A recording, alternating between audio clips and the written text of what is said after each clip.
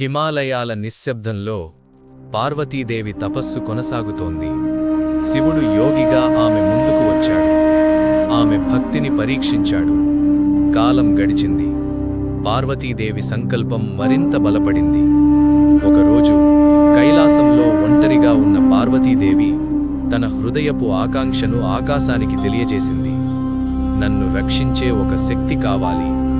అప్పుడే ఆమె దివ్యశక్తి నుంచి ఒక బాలుడు జన్మించాడు. ఆ బాలుడు పవిత్ర హృదయం, నిర్మల ముఖం, దివ్య కాంతితో మెరిసే రూపం. పార్వతీదేవి అతనిని చూసి తల్లి ప్రేమతో చిరునవ్వు చిందించింది. నువ్వే నా రక్షకుడు అని ఆమె ఆ బాలుడికి ఆజ్ఞ ఇచ్చింది. కాని ఈ బాలుడెవరు? ఎందుకు అతని జననం జరిగింది? తరువాతి ఎపిసోడ్లో ఈ రహస్యానికి సమాధానం తెలుసుకుందాం.